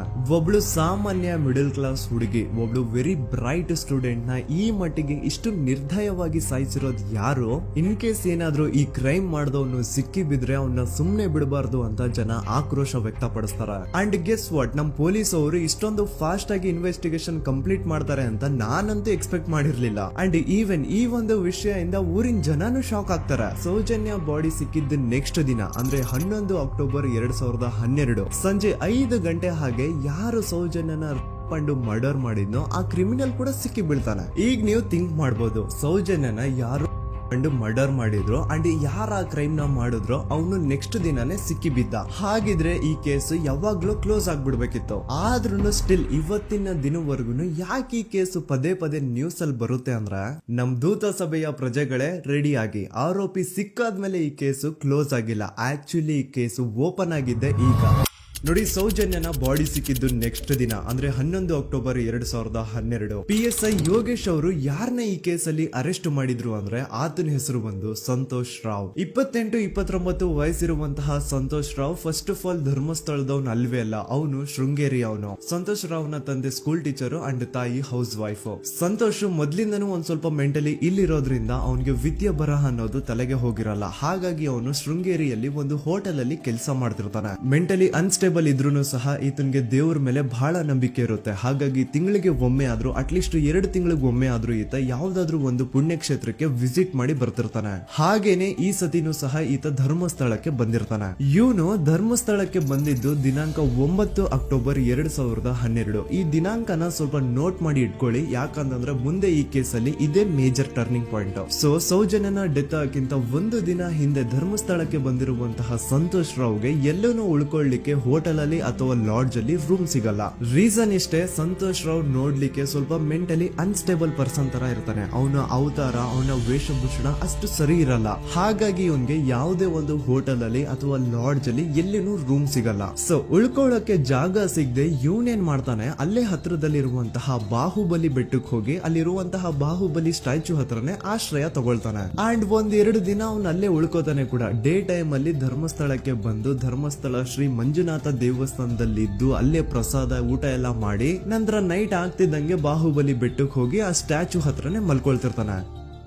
ಸೊ ಒಂದು ದಿನ ಅಂದ್ರೆ 11 ಅಕ್ಟೋಬರ್ 2012 ಸಂಜೆ 5 ಗಂಟೆ ಹಾಗೆ ಈ ಸಂತೋಷ್ ರಾವ್ ತನ್ನ ಪಾಡಿಗೆ ತಾನು ಆ ಬೆಟ್ಟದ ಮೇಲೆ ಕೂತ್ಕೊಂಡು ಸೀನರೀಸ್ ನ ಎಂಜಾಯ್ ಮಾಡ್ತಾ ಇರಬೇಕಾದ್ರೆ ಯಾರೋ ಅದೇ ಊರಿನ 5 ಜನ ಕಿಡಿಗೇಡಿಗಳು ಬಂದು ಇವನ್ ಹತ್ರ ಜಗಳ ತೆಗಿತಾರ. ಈ 5 ಜನ ಯಾರು ಅಂತ ನಂತರ ಹೇಳ್ತೇನೆ. ಸೊ ಈ 5 ಜನ ಕಿಡಿಗೇಡಿಗಳು ಸಂತೋಷ್ ರಾವ್ ಹತ್ರ ಜಗಳ ತೆಗೆದು ಅವನ್ನ ಅವಾಚ್ಯ ಶಬ್ದಗಳಿಂದ ಬೈದು ಅವನ್ನ ಹೊಡೆದು, ಅಷ್ಟೇ ಸಾಲದೆ ಆ 5 ಜನ ಸಂತೋಷ್ ರಾವ್ನ ಪೊಲೀಸ್ ಸ್ಟೇಷನ್ಗೆ ಎಳ್ಕೊಂಡ್ ಬಂದು ಇವನು ನಾವು ಬಾಹುಬಲಿ ಬೆಟ್ಟಕ್ಕೆ ಅಂತ ಹೋಗಿದ್ರೆ ಅಲ್ಲಿ ನಮ್ಮ ಮೇಲೆ ಅಟ್ಯಾಕ್ ಮಾಡ್ದ, ಇವ್ನು ನೋಡ್ಲಿಕ್ಕೂ ಸಹ ಒಳ್ಳೆ ಸೈಕೋ ಕಿಲ್ಲರ್ ಇದ್ದಂಗಿದಾನೆ, ನಮ್ಗೆ ಯಾಕೋ ನಿನ್ನೆ ನಮ್ಮ ಊರಲ್ಲಿ ನಡೆದಿರುವಂತಹ ಘಟನೆ ಆ ಸೌಜನ್ಯನ ಪಂಡು ಮರ್ಡರ್ ಇವನೇ ಮಾಡಿದಾನೆ ಅಂತ ಡೌಟ್ ಬರ್ತಿದೆ ಅಂತ ಆ 5 ಜನ ಕಿಡಿಗೇಡಿಗಳು ಸಂತೋಷ್ ರಾವ್ನ ಪೊಲೀಸ್ ಅವ್ರ ಹತ್ರ ಹಾಕೊಡ್ತಾರ. ಅಂಡ್ ಪೊಲೀಸ್ ಅವ್ರು ಕೂಡ ಎಂತವ್ರು ನೋಡಿ, ಯಾರೋ 5 ಜನ ಕಿಡಿಗೇಡಿಗಳು ಬಂದು ಇವನೇ ಕೊಲೆ ಮಾಡಿದಾನೆ ಅಂತ ಹೇಳಿದ ತಕ್ಷಣ ಹಿಂದೆ ಮುಂದೆ ಕ್ರಾಸ್ ಚೆಕ್ ಮಾಡದೆ ಸಂತೋಷ್ ರಾವ್ನ ಅರೆಸ್ಟ್ ಮಾಡಿ ಸೌಜನ್ಯ ಕೇಸ್ ನ ಆರೋಪಿ ಸಿಕ್ಕಿದಾನೆ ಅಂತ ಎಲ್ಲಾ ಕಡೆ ಘೋಷಣೆ ಮಾಡ್ಬಿಡ್ತಾರ. ಜನರಿಗೆ ಈ ಕಡೆ ಒಂಥರ ನೆಮ್ಮದಿ, ಓ ಬಿಡಪ್ಪ ನಮ್ ಪೊಲೀಸ್ ಅವ್ರಿಗೆ ತಮ್ಮ ಡ್ಯೂಟಿ ಮೇಲೆ ಎಷ್ಟೊಂದು ನಿಷ್ಠೆ ಇದೆ, ಒಂದೇ ದಿನದಲ್ಲಿ ಆರೋಪಿನ ಹಿಡಿದ್ಬಿಟ್ರಲ್ಲ ಅಂತ ಪೊಲೀಸ್ ಅವ್ರ ಮೇಲೆ ಫುಲ್ ಒಂಥರ ಹೊಗಳ್ತಾ ಇರ್ತಾರೆ. ಆದ್ರೆ ಪಾಪ ಜನರಿಗೆ ಎಲ್ಲಿ ಗೊತ್ತಿತ್ತು ಈ ಕೇಸ್ ನ ರಿಯಲ್ ಆರೋಪಿ ಬೇರೆ ಯಾರೋ ಇದಾರೆ, ಪೊಲೀಸ್ ಅವರೇ ಈ ಕೇಸ್ ನ ಮಿಸ್ಲೀಡ್ ಮಾಡೋದಕ್ಕೆ ಸುಮ್ನೆ ಸಂತೋಷ್ ನ ಅರೆಸ್ಟ್ ಮಾಡಿದ್ದಾರೆ ಅಂತ. ಸೊ ಸಂತೋಷ್ ರಾವ್ ಒಂದು ಹುಡುಗಿಯ ರೇಪ್ ಅಂಡ್ ಮರ್ಡರ್ ಕೇಸ್ ಅಲ್ಲಿ ಅರೆಸ್ಟ್ ಆಗಿದ್ದಾನೆ ಅನ್ನೋ ವಿಷಯ ಸಂತೋಷ್ ನ ತಾಯಿಗೆ ಗೊತ್ತಾದಾಗ ಅವ್ರ ಪಾಪ ನೋವಲ್ಲಿ ಕುರ್ಗಿ ಸಾಯ್ತಾರ. ಅಂಡ್ ಇನ್ನು ಅವ್ರ ತಂದೆ ಒಂದು ಕಡೆ ಪಾಪ ಹೆಂಡತಿನ ಕಳ್ಕೊಂಡಿರುವಂತಹ ನೋವು, ಇನ್ನೊಂದು ಕಡೆ ಮಗ ನೋಡಿದ್ರೆ ಯಾವ್ದೋ ಫಾಲ್ಸ್ ಕೇಸ್ ಅಲ್ಲಿ ಅರೆಸ್ಟ್ ಆಗಿದ್ದಾನೆ. ಈ ಕಡೆ ಕೇಸ್ ನ ಇನ್ವೆಸ್ಟಿಗೇಷನ್ ನಡೀತಾ ಇದೆ. ಅಂಡ್ ಇಲ್ಲಿ ನಾನು PSI ಯೋಗೇಶ್ ಅವ್ರ ಬಗ್ಗೆ ಅಂತೂ ಮೆನ್ಷನ್ ಮಾಡ್ಲೇಬೇಕು. ಈ ಪೊಲೀಸ್ ಆಫೀಸರು ಗೊತ್ತಿದ್ದು ಈ ತಪ್ಪನ ಮಾಡಿದ್ರು ಅಥವಾ ಗೊತ್ತಿಲ್ದೇನೆ ಈ ತಪ್ಪನ ಮಾಡಿದ್ರು ನನ್ಗಂತೂ ಗೊತ್ತಿಲ್ಲ. ಸೊ ಇವ್ರು ಏನ್ ಮಾಡ್ತಾರೆ ಅಂತಂದ್ರೆ, ಸೌಜನ್ಯನ ಬಾಡಿನ ಪೋಸ್ಟ್ ಮಾರ್ಟಮ್ ಗೆ ಕಳಿಸಿದಾಗ ಡಾಕ್ಟರ್ಸ್ ಹಂಗೋ ಹಿಂಗೋ ಮಾಡಿ ಇಂದ ಕೆಲವೊಂದು ಸ್ಪರ್ಮ್ ನ ಸ್ಯಾಂಪಲ್ಸ್ ಕಲೆಕ್ಟ್ ಮಾಡ್ತಾರೆ. ಅದನ್ನ ಅವರು PSI ಯೋಗೇಶ್ ಗೆ ಕೊಟ್ಟು ಇದನ್ನ ವಿತಿನ್ 72 ಅವರ್ಸ್ ಒಳಗಡೆ ಇನ್ನೊಂದು ಲ್ಯಾಬ್ ಗೆ ಸಬ್ಮಿಟ್ ಮಾಡಿ ಅಂತ ತುಂಬಾ ಕ್ಲಿಯರ್ ಆಗಿ ಹೇಳ್ತಾರೆ. ಆದ್ರೆ PSI ಯೋಗೇಶ್ ಆ ಸ್ಪರ್ಮ್ ಸ್ಯಾಂಪಲ್ಸ್ ನ ವಿತಿನ್ 72 ಅವರ್ಸ್ ಒಳಗಡೆ ಲ್ಯಾಬ್ ಕಳ್ಸೋದಿರ್ಲಿ, ಅದನ್ನ 12 ದಿನ ಆದ್ಮೇಲೆ ಲ್ಯಾಬ್ ಕಳಿಸ್ತಾರೆ. ಅಷ್ಟೊತ್ತಿಗೆ ಆಲ್ರೆಡಿ ಆ ಸ್ಪರ್ಮ್ ಸ್ಯಾಂಪಲ್ಸ್ ಗೆಲ್ಲ ಫಂಗಸ್ ಹಿಡಿದು ಅದು ಅನ್ಫಿಟ್ ಫಾರ್ ಟೆಸ್ಟಿಂಗ್ ಅಂತ ಬರುತ್ತೆ. ಈಗ ನೀವೇ ಹೇಳಿ, ಎಂತ ಡಂಬೆಸ್ಟ್ ಪರ್ಸನ್ ಪೊಲೀಸ್ ಆಫೀಸರ್ ಆಗಿದ್ರು ಅವನ ಹತ್ರ ಒಂದು ಮರ್ಡರ್ ಕೇಸ್ ಬಂದಾಗ ಅವನ ಹತ್ರ ಇರೋ ಮೇನ್ ಸಾಕ್ಷಿನೇ, ಮೇನ್ ಎವಿಡೆನ್ಸ್ ಆ ಹುಡುಗಿಯ ಇಂದ ಕಲೆಕ್ಟ್ ಆಗುವಂತಹ ಸ್ಪರ್ಮ್ ಸ್ಯಾಂಪಲ್ಸ್. ಸೊ ಅದನ್ನ ಮೊದಲು ಲ್ಯಾಬ್ ಕಳಿಸಿ ಅದನ್ನ ಐಡೆಂಟಿಫೈ ಮಾಡೋದು ಪೊಲೀಸ್ ಅವರ ಫಸ್ಟ್ ಡ್ಯೂಟಿ. ಆದ್ರೆ ಇಲ್ಲಿ PSI ಯೋಗೇಶ್ ಅವರು ಇದನ್ನೇ ಮರ್ತು ಹೋದ್ರು ಅಂತ ನೋಡಿ. ಯಾವುದೇ ಒಂದು ಕೇಸ್ ಅಲ್ಲಿ ಪೊಲೀಸ್ ಅವರು ಆದಷ್ಟು ಎವಿಡೆನ್ಸ್ ನ ಕಲೆಕ್ಟ್ ಮಾಡೋದಕ್ಕೆ ಟ್ರೈ ಮಾಡ್ತಾರ. ಆದ್ರೆ ಈ ಒಂದು ಕೇಸ್ ಅಲ್ಲಿ ಮಾತ್ರ ಪೊಲೀಸ್ ಅವರು ಎವಿಡೆನ್ಸ್ ನ ಕಲೆಕ್ಟ್ ಮಾಡೋ ಬದಲಾಗಿ ಎವಿಡೆನ್ಸ್ ನ ಡಿಸ್ಟ್ರಾಯ್ ಮಾಡೋದ್ರಲ್ಲಿ ಮುಂದೆ ಇದ್ರು. ಅಷ್ಟೇ ಅಲ್ಲದೆ ಈ ಪೊಲೀಸ್ ಆಫೀಸರ್ ಸೇರ್ಕೊಂಡು ಸಂತೋಷ್ ರಾವ್ಗೆ ಸೆಲ್ ಅಲ್ಲಿ ಎಂತ ಟಾರ್ಚರ್, ಎಂತ ಹಿಂಸೆ ಕೊಡ್ತಾರೆ ಅಂದ್ರೆ ನೆನ್ಸ್ಕೊಂಡ್ರೆ ಮೈ ಜುಮ್ ಅನ್ನುತ್ತ. ಹೊಡಿಯೋದು, ಕೆಟ್ಟದಾಗ ಬೈಯೋದು ಇದೆಲ್ಲ common. Most brutal parties Santosh ರಾವ್ನ ಪ್ಯಾಂಟ್ ಬಿಚ್ಚಿ ಅವನ ಪ್ರೈವೇಟ್ ಪಾರ್ಟ್ ಮೇಲೆ ಬಿಸಿ ಬಿಸಿ ಕುದೀತಾ ಇರುವಂತಹ ನೀರ್ ಚಲ್ತಾರ. ಈ ಕ್ರೈಮ್ ನೀನೇ ಮಾಡಿದ್ಯಾ ಅಂತ ಒಪ್ಕೋ, ಇಲ್ಲ ಅಂತಂದ್ರೆ ನಿನ್ನ ಸೆಲ್ ಒಳಗಡೆನೆ ಸಾಯಿಸ್ಬಿಡ್ತೀವಿ, ನಿನ್ನ ತಂದೆ ತಾಯಿ ಎಲ್ರು ಸಾಯಿಸ್ಬಿಡ್ತೀವಿ ಅಂತ ಬ್ಲಾಕ್ ಮೇಲ್ ಮಾಡ್ತಾರ. ನೋಡಿ, ಸಂತೋಷ್ ರಾವ್ ಜಾಗದಲ್ಲಿ ನನ್ನಂತ ನಿಮ್ಮಂತ ನಾರ್ಮಲ್ ಪರ್ಸನ್ ಯಾರಾದ್ರೂ ಇದ್ದಿದ್ರೆ ಪೊಲೀಸ್ ಅವರು ಕೊಡ್ತಿರುವಂತಹ ಹಿಂಸೆನ ತಡ್ಕೊಳಕ್ಕಾಗದೆ ಆ ಕ್ರೈಮ್ ಮಾಡಿಲ್ಲ ಅಂದ್ರೂ ಮಾಡಿದೀನಿ ಅಂತ ಒಪ್ಕೊಬಿಡ್ತಾ ಇದ್ವಿ. ಆದ್ರೆ ಸಂತೋಷ್ ರಾವ್ ಮೆಂಟಲಿ ಇಲ್ಲಿರೋದೇ ಅವನ್ಗೆ ಅಡ್ವಾಂಟೇಜ್ ಆಗೋಯ್ತು. ಪೊಲೀಸ್ಗಳು ಸಂತೋಷ್ ರಾವ್ಗೆ ಎಷ್ಟೇ ಹೊಡೆದ್ರು, ಎಷ್ಟೇ ಬೈದ್ರು, ಎಷ್ಟೇ ಬ್ಲಾಕ್ ಮೇಲ್ ಮಾಡಿದ್ರು ಸಂತೋಷ್ ರಾವ್ ಬಾಯಲ್ಲಿ ನಾನ್ ಈ ಕ್ರೈಮ್ ನ ಮಾಡಿಲ್ಲ ಅಂತಾನೆ ಬರುತ್ತೆ ಹೊರತು ಆ ಕ್ರೈಮ್ ನ ಅವನು ಒಪ್ಕೊಳ್ಳೋದೇ ಇಲ್ಲ. ದೆನ್ ಕೋರ್ಟ್ ಟ್ರಯಲ್ಸ್ ಸ್ಟಾರ್ಟ್ ಆಗುತ್ತೆ. ಈ ಕ್ರೈಮ್ ನ ಸಂತೋಷೇ ಮಾಡಿದಾನೆ ಅಂತ ಸೌಜನ್ಯ ಕಡೆಯ ಲಾಯರ್ ವಾದ ಮಾಡ್ತಾನೆ. ಅದಕ್ಕೆ ಆಪೋಸಿಟ್ ಆಗಿ ಸಂತೋಷ್ ರಾವ್ ಕಡೆಯಿಂದ ಒಬ್ರು ಲಾಯರ್ ಇಲ್ಲ, ಸಂತೋಷ್ ರಾವ್ ಈ ಕ್ರೈಮ್ ನ ಮಾಡ್ಲಿಕ್ಕೆ ಸಾಧ್ಯನೇ ಇಲ್ಲ ಅಂತ ವಾದ ಮಾಡ್ತಿರ್ತಾರೆ. ಅಂಡ್ ಕೋರ್ಟ್ ಇಂದ ಆಚೆಗಡೆ ಸಂತೋಷ್ ರಾವ್ ನ ಅಗೇನ್ಸ್ಟ್ ಸ್ಟೂಡೆಂಟ್ಸ್ ಪ್ರೊಟೆಸ್ಟ್ ನಡೆಯುತ್ತೆ, ಪಬ್ಲಿಕ್ ಪ್ರೊಟೆಸ್ಟ್ ನಡೆಯುತ್ತೆ. ಅರೆಸ್ಟ್ ಆಗಿರುವಂತಹ ಸಂತೋಷ್ ರಾವ್ಗೆ ಗಲ್ಲಿಗೇರಿಸ್ರಿ ಅಂತ ಅವ್ರು ಡಿಮ್ಯಾಂಡ್ ಮಾಡ್ತಿರ್ತಾರೆ. ಸೊ ಹೀಗೆ ಒಂದು 2-3 ವರ್ಷ ಕಳೆದು ಹೋಗುತ್ತೆ. ನಂತರ ಒಂದು ಕೋರ್ಟ್ ಟ್ರಯಲ್ ಅಲ್ಲಿ ಸಂತೋಷ್ ರಾವ್ ಪರವಾಗಿ ಹೋರಾಡ್ತಿದ್ದಂತಹ ಲಾಯರ್ ಯಾಕೆ ಈ ಕೇಸ್ ಅಲ್ಲಿ ಸಂತೋಷ್ ಆರೋಪಿ ಅಲ್ಲ ಅಂತ ಪ್ರೂವ್ ಮಾಡ್ಲಿಕ್ಕೆ ಕೆಲವೊಂದು ಪಾಯಿಂಟ್ಸ್ ನ ಮುಂದೆ ಇಡ್ತಾರೆ. ಅದೇನಂತಂದ್ರೆ, ಮೊದಲನೇದಾಗಿ ಸಂತೋಷ್ ರಾವ್ ಈ ಕ್ರೈಮ್ ನ ಮಾಡಿದಾನೆ ಅಂತ ಒಬ್ರು ಒಂದೂನು ಐ ವಿಟ್ನೆಸ್ ಇರಲ್ಲ. ಇನ್ನೊಂದೇನು ಅಂತಂದ್ರೆ, ಯಾವೊಂದು ಕಂಡೀಷನ್ ಅಲ್ಲಿ, ಯಾವೊಂದು ಬ್ರೂಟಲ್ ಕಂಡೀಷನ್ ಅಲ್ಲಿ ಸೌಜನ್ಯನ ಬಾಡಿ ಸಿಕ್ಕಿತ್ತೋ ಅದನ್ನ ಗಮನದಲ್ಲಿಟ್ಕೊಂಡು ಸ್ವಲ್ಪ ಪ್ರಾಕ್ಟಿಕಲ್ ಆಗಿ ಥಿಂಕ್ ಮಾಡಿದ್ರೆ ಆ ಒಂದು ಭೀಕರ ಕ್ರೈಮ್ ನ ಒಬ್ನೇ ಮಾಡ್ಲಿಕ್ಕೆ ಸಾಧ್ಯನೇ ಇಲ್ಲ. ಇನ್ನೊಂದು ಪಾಯಿಂಟ್ ಏನು ಅಂತಂದ್ರೆ, ಸೌಜನ್ಯನ ಇಂದ ಪೊಲೀಸ್ ಅವ್ರಿಗೆ ಯಾವುದೇ ಸ್ಪರ್ಮ್ ಸ್ಯಾಂಪಲ್ ಸಿಗ್ಬಾರ್ದು ಅಂತ 6 ಇಂಚು ಅಷ್ಟು ಮಣ್ಣು ಹಾಕಿರ್ತಾರ. ಸೊ ಈಗ ನೀವೇ ಹೇಳಿ, ಮೆಂಟಲಿ ಇಲ್ಲಿರುವಂತಹ ಪರ್ಸನ್ಗೆ ಇಷ್ಟೊಂದು ಬುದ್ಧಿವಂತಿಕೆ ಇರುತ್ತಾ ಅನ್ಕೊಳ್ಳಿ. ಅಷ್ಟೊಂದು ಬುದ್ಧಿವಂತಿಕೆ ಅವ್ನಿಗಿದ್ರೂನು ಆ ಕ್ರೈಮ್ ಮಾಡಾದ್ಮೇಲೆ ಅವನ ಊರಿಂದ ಓಡ್ ಹೋಗ್ಬೋದಾಗಿತ್ತು. ಆದ್ರೆ ಮತ್ತ್ಯಾಕೆ ಅವನು ಅದೇ ಊರಲ್ಲೇ ಇರ್ತಾನೆ. ಅಂಡ್ ಸೌಜನ್ಯ ಕೊನೆಯದಾಗಿ ಪ್ರಕೃತಿ ಹಾಸ್ಪಿಟಲ್ ಮುಂದ್ಗಡೆಯಿಂದ ನಡ್ಕೊಂಡು ಹೋಗ್ತಾ ಇರ್ಬೇಕಾದ್ರೆ ಆ ಪ್ರಕೃತಿ ಹಾಸ್ಪಿಟಲ್ ನ ಸೆಕ್ಯೂರಿಟಿ ಗಾರ್ಡ್ ನೋಡ್ತಾನೆ. ಅಂಡ್ ಪ್ರಕೃತಿ ಹಾಸ್ಪಿಟಲ್ ನ ಆಚೆಗಡೆ CCTV ಕ್ಯಾಮರಾನು ಇರುತ್ತೆ. ಸಡನ್ಲಿ ಆ CCTV ಫುಟೇಜ್ ಕೂಡ ಕಾಣೆ ಆಗ್ಬಿಡುತ್ತಾ. ಇನ್ನೊಂದೇನು ಅಂತಂದ್ರೆ, ಸೌಜನ್ಯ ಮರ್ಡರ್ ಆಗಿದ್ದು ನೆಕ್ಸ್ಟ್ ದಿನಾನೇ ಪೊಲೀಸ್ ಅವರು ಆರೋಪಿನ ಹಿಡಿದ್ರು. ಸೊ ಹಾಗಿದ್ದಾಗ ಆ ಕಲೆಕ್ಟ್ ಮಾಡಿರುವಂತಹ ಸ್ಪರ್ಮ್ ಸ್ಯಾಂಪಲ್ಸ್ ನ ಲ್ಯಾಬ್ ಗೆ ಕಳಿಸಿ ಇವನೇ ಆರೋಪಿ ಅಂತ ಕನ್ಫರ್ಮ್ ಮಾಡೋ ಬದಲಾಗಿ ಯಾಕೆ ಪೊಲೀಸ್ ಅವರು ಆ ಸ್ಪರ್ಮ್ ಸ್ಯಾಂಪಲ್ಸ್ ನ ತಮ್ಮ ಹತ್ರನೇ ಇಟ್ಕೊಂಡು 12 ದಿನವರೆಗೂ ಅದಕ್ಕೆ ಫಂಗಸ್ ಹಿಡಿಯೋವರೆಗೂ ಕಾದು ಆಮೇಲೆ ಅದನ್ನ ಲ್ಯಾಬ್ ಕಳಿಸಿದ್ರು. ಅಂಡ್ ಮೇನ್ ಇಂಪಾರ್ಟೆಂಟ್ ಆಗಿ ಸಂತೋಷ್ ರಾವ್ಗೆ ಒಂದು ಗುಪ್ತ ರೋಗ ಇರುತ್ತೆ, ಅದೇ ಫಿಮೋಸಿಸ್ ಅಂತ. ಈ ಕಾಯಿಲೆ ಏನು ಅಂತ ನಾನು ಈ ವಿಡಿಯೋದಲ್ಲಿ ಡೀಟೇಲ್ಡ್ ಆಗಿ ಎಕ್ಸ್ಪ್ಲೈನ್ ಮಾಡ್ಲಿಕ್ಕೆ ಆಗಲ್ಲ. ಜಸ್ಟ್ ತಿಳ್ಕೊಳ್ಳಿ, ಈ ಒಂದು ಕಾಯಿಲೆ ಇರೋರು ಇಂಟಿಮಸಿ ಮಾಡ್ಲಿಕ್ಕೆ ಆಗಲ್ಲ. ಇನ್ ಕೇಸ್ ಮಾಡಿದ್ರು ಅವರು ಸುಖ ಅಲ್ಲ ನರಕ ಕಾಣ್ತಾರ. ಸೊ ಇಷ್ಟೆಲ್ಲ ವ್ಯಾಲಿಡ್ ಪಾಯಿಂಟ್ಸ್, ಇಷ್ಟೆಲ್ಲ ಫ್ಯಾಕ್ಟ್ಸ್ ಕಣ್ ಮುಂದೆ ಇರಬೇಕಾದ್ರೆ ಸ್ಟಿಲ್ ಪೊಲೀಸ್ ಅವರು ಯಾಕೆ ಈ ಕ್ರೈಮ್ ನ ಸಂತೋಷ್ ರಾವೇ ಮಾಡಿದಾನೆ ಅಂತ ಇವನ್ ಹಿಂದೆ ಬಿದ್ದಿದ್ದಾರೆ. ಯಾಕೆ ಅವರು ಈ ಕ್ರೈಮ್ ಇವನ್ ಬಿಟ್ರೆ ಬೇರೆ ಯಾರಾದ್ರೂ ಮಾಡಿರ್ಬೋದಲ್ಲ ಅಂತ ಆ ಆಂಗಲ್ ಅಲ್ಲಿ ಇನ್ವೆಸ್ಟಿಗೇಷನ್ ಮಾಡ್ತಿಲ್ವಲ್ಲ ಅಂತ ಪೊಲೀಸ್ ಅವರ ಇನ್ವೆಸ್ಟಿಗೇಷನ್ ಮೇಲೆ ಈಗ ಕ್ವಶನ್ ಬರುತ್ತೆ. So after hearing all of this, ಎಲ್ಲರಿಗೂ ಈಗ ಪೊಲೀಸ್ ಅವರ ಇನ್ವೆಸ್ಟಿಗೇಷನ್ ಇನ್ವೆಸ್ಟಿಗೇಷನ್ ಮೇಲೆ ಡೌಟ್ ಬರುತ್ತೆ. ಅಂಡ್ ಈವನ್ ಸೌಜನ್ಯ ಅವ್ರ ಮನೆಯವರು ಕೂಡ ನಿಜವಾದ ಆರೋಪಿ ಸಂತೋಷ್ ಅಲ್ಲ ಅಂತ ತಮ್ಮ ಅಭಿಪ್ರಾಯನ ವ್ಯಕ್ತಪಡಿಸ್ತಾರೆ. ಆಗ ಅಲ್ಲಿವರೆಗೂ ಸಂತೋಷ್ ರಾವ್ನ ಗಲ್ಲಿಗೇರಿಸಿ ಅಂತ ಏನು student protest and public protest ಎಲ್ಲ ನಡೀತಾ ಇತ್ತು, ಈಗ ಅದೆಲ್ಲ ನಿಂತ್ ಹೋಗಿ ಎಲ್ಲಾ ಹೇಟ್ ರೈಡ್ ಪೊಲೀಸ್ ಅವ್ರ ಕಡೆಗೆ ಹೋಗುತ್ತೆ. ಪೊಲೀಸ್ ಅವರು ಈ ಕೇಸಲ್ಲಿ ಕರಪ್ಟ್ ಆಗಿದ್ದಾರೆ, ಪೊಲೀಸ್ ಅವರೇ ಸತ್ಯ ಮುಚ್ಚಿಡ್ಲಿಕ್ಕೆ ಟ್ರೈ ಮಾಡ್ತಿದ್ದಾರೆ. ಹಾಗಾಗಿ ಈ ಕೇಸ್ ನ ಇನ್ಮುಂದೆ ಪೊಲೀಸ್ ಅವರಲ್ಲದೆ ಸಿಬಿಐ ಅವರು ಇನ್ವೆಸ್ಟಿಗೇಷನ್ ಮಾಡಬೇಕು, ಈ ಕೇಸ್ ನ ಸಿಬಿಐ ಒಪ್ಸಿ ಅಂತ ಅಗೇನ್ ಪ್ರೊಟೆಸ್ಟ್ ಗಳು ಸ್ಟಾರ್ಟ್ ಆಗ್ತವೆ. ಸೊ ಧರ್ಮಸ್ಥಳದಲ್ಲಿ ಇಷ್ಟೊಂದು ಹೋರಾಟಗಳಾಗ್ತಿದಾವೆ, ಒಬ್ಳು ಹುಡುಗಿ ಜೊತೆ ಇಷ್ಟೊಂದು ಅನ್ಯಾಯ ಆಗಿದೆ, ಆದ್ರೂ ಸಹ ಧರ್ಮಾಧಿಕಾರಿ ಏನು ಮಾತೇ ಆಡ್ತಿಲ್ವಲ್ಲ ಈ ಹುಡುಗಿ ಬಗ್ಗೆ ಅಂತ ಜನರು ಪ್ರಶ್ನೆ ಮಾಡಿದಾಗ ಆಗ ಧರ್ಮಾಧಿಕಾರಿನೂ ಜನರು ಮುಂದೆ ಬಂದ್ಬಿಟ್ಟು ಈ ಕೇಸ್ ನ ಸಿಬಿಐ ಒಪ್ಸಿ ಅಂತ ಹೋರಾಟ ಮಾಡ್ತಾರ. ನಂತರ ಈ ಒಂದು ಕೇಸು ಪೊಲೀಸ್ ಅವರಿಂದ ಸಿಬಿಐ ಕೈಗೆ ಹೋಗುತ್ತೆ. ಸಿಬಿಐ ಕೈಗೆ ಹೋಗಿದ ತಕ್ಷಣ ಇಲ್ಲೇನು ಸತ್ಯ ಹೊರಗ್ ಬಂದಿಲ್ಲ. ಆ ಸಿಬಿಐ ಅವರು 3-4 ವರ್ಷ ಟೈಮ್ ತಗೊಂಡು ಮತ್ತೆ ಈ ಒಂದು ಕೇಸ್ ನ ರೀ ಇನ್ವೆಸ್ಟಿಗೇಷನ್ ಮಾಡ್ತಾರ.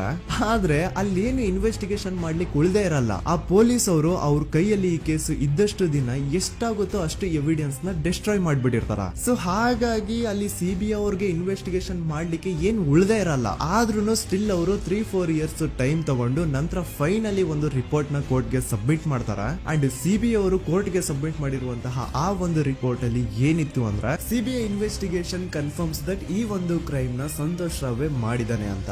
ಆದ್ರೆ ಐರೋನಿ ಈಸ್ ಇದೇ ಒಂದು ರಿಪೋರ್ಟ್ ಅಲ್ಲಿ ಇವ್ರು ಏನ್ ಹೇಳ್ತಾರೆ ಅಂದ್ರೆ ಅವ್ರಿಗೆ ಯಾವುದೇ ತರ ಎವಿಡೆನ್ಸ್ ಸಿಕ್ಕಿಲ್ಲ ಅಂತ. ಯಾಕಂದ್ರೆ ಈ ಸೌಜನ್ಯ ಕೇಸು ಪೊಲೀಸ್ ಅವ್ರ ಕೈಯಲ್ಲಿ ಇದ್ದಾಗ ಪೊಲೀಸ್ ಅವರು ತಮ್ಮ ನಿರ್ಲಕ್ಷ್ಯದಿಂದ ಎಲ್ಲಾ ಎವಿಡೆನ್ಸ್ ನ ಕಳ್ಕೊಂಡ್ಬಿಟ್ಟಿರ್ತಾರ. ಅಂತದ್ರಲ್ಲಿ ಯಾವ ಒಂದು ಆಧಾರದ ಮೇಲೆ ಇವರು ಸಂತೋಷ್ ರಾವ್ ಈ ಕ್ರೈಮ್ ನ ಮಾಡಿದ್ದಾರೆ ಅಂತ ಕ್ವಶನ್ ಮಾಡಿದಾಗ ಸಿಬಿಐ ಅವ್ರ ಕಡೆಯಿಂದ ನೋ ಆನ್ಸರ್. ನೋಡಿ, ಮೊದ್ಲು ಈ ಒಂದು ಕೇಸ್ ನ ಪೊಲೀಸ್ ಅವರು ಇನ್ವೆಸ್ಟಿಗೇಷನ್ ಮಾಡಿ ನಂತರ ಈ ಒಂದು ಕೇಸು ಸಿಬಿಐ ಅವ್ರ ಕೈಗೆ ಹೋಗಿ ಅವರು 3-4 ವರ್ಷ ಟೈಮ್ ತಗೊಂಡು ಇನ್ವೆಸ್ಟಿಗೇಷನ್ ಮಾಡಿ ದೆನ್ ಫೈನಲ್ ರಿಪೋರ್ಟ್ ನ ಕೋರ್ಟ್ ಗೆ ಸಬ್ಮಿಟ್ ಮಾಡೋಷ್ಟ್ರಲ್ಲಿ ಸುಮಾರು 5-6 ವರ್ಷ ಕಳೆದು ಹೋಗಿರುತ್ತೆ. ಅಂಡ್ ಸ್ಟಿಲ್ ಈ ಒಂದು ಕೇಸ್ ಅಲ್ಲಿ ಏನೂ ಕನ್ಕ್ಲೂಷನ್ ಸಿಕ್ಕಿರಲ್ಲ. ಎವ್ರಿ ಇಯರ್ ಸೌಜನ್ಯನ ಬರ್ತ್ಡೇ ಇದ್ದಾಗ ಅಥವಾ ತಿಥಿ ಇದ್ದಾಗ ಅವಳನ್ನ ನೆನೆಸ್ಕೊಂಡು ಅವಳ ಹೆಸರಲ್ಲಿ public protest and student protest ನಡೀತಾನೆ ಇರ್ತವೆ. ಸೊ ಒಂದು ದಿನ ಈ ಒಂದು ಪ್ರೊಟೆಸ್ಟ್ ಗಳ ನ್ಯೂಸ್ ಗಿರೀಶ್ ಮುಟ್ಟಣ್ಣನವರ ಗಮನಕ್ಕೆ ಬರುತ್ತೆ. ಯಾರು ಈ ಗಿರೀಶ್ ಮುಟ್ಟಣ್ಣನವರ ಅಂದ್ರೆ ಇವರು very honest X police man. ನೀವು ನಂಬಲ್ಲ, ಇವ್ರು ಪೊಲೀಸ್ ಆಫೀಸರ್ ಇದ್ದಾಗ ಪಬ್ಲಿಕ್ ಅಲ್ಲಿ ಒಬ್ಬ MLA ಹೊಡೆದಿರ್ತಾರ. ಅಷ್ಟೇ ಅಲ್ಲ, ಪೊಲೀಸ್ ಡಿಪಾರ್ಟ್ಮೆಂಟ್ ಅಲ್ಲಿ ಕರಪ್ಷನ್ ಇದೆ, ಕರಪ್ಷನ್ ಇದ್ದಿದ್ ಕಡೆ ನಾನ್ ಇರಲ್ಲ ಅಂತ ಹೇಳ್ಬಿಟ್ಟು ತಮ್ಮ ಪೊಲೀಸ್ ಡ್ಯೂಟಿನ ಬಿಟ್ಬಿಟ್ಟು ಈಗ ಸಮಾಜದಲ್ಲಿ ಏನೇ ಅನ್ಯಾಯ ಆಗಿದ್ರು ಅದ್ರ ಅಗೇನ್ಸ್ಟ್ ವಾಯ್ಸ್ ರೈಸ್ ಮಾಡ್ತಿದಾರೆ. ಸೊ ಈ ಗಿರೀಶ್ ಮುಟ್ಟಣ್ಣನವರಿಗೆ ಸೌಜನ್ಯ ಕೇಸ್ ಬಗ್ಗೆ ಗೊತ್ತಾದಾಗ ಅವ್ರಿಗೆ ಈ ಕೇಸು ತುಂಬಾನೇ ಕಾಡುತ್ತೆ.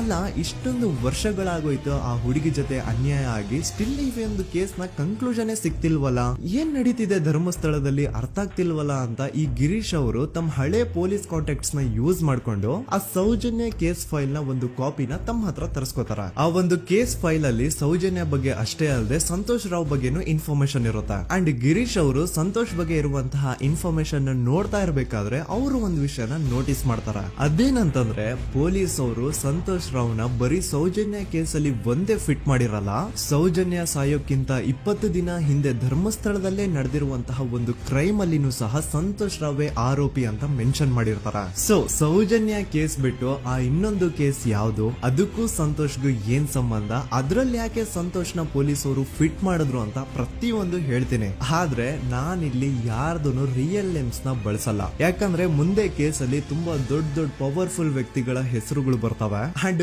ನನ್ ವಿಡಿಯೋ ಯೂಟ್ಯೂಬ್ ಇಂದ ಡಿಲೀಟ್ ಆಗೋದು ನನ್ಗೆ ಇಷ್ಟ ಇಲ್ಲ. ಹಾಗಾಗಿ ನಾನಿಲ್ಲಿ ಯಾರ್ದು ರಿಯಲ್ ನೇಮ್ಸ್ ನ ಬಳಸ್ತಿಲ್ಲ. ಬಟ್ ಯಾರ ಬಗ್ಗೆ ಹೇಳ್ತಿದ್ದೀನಿ ಅಂತ ಒಂದ್ ಸ್ವಲ್ಪ ನೀವೇ ಅರ್ಥ ಮಾಡ್ಕೊಳ್ಳಿ.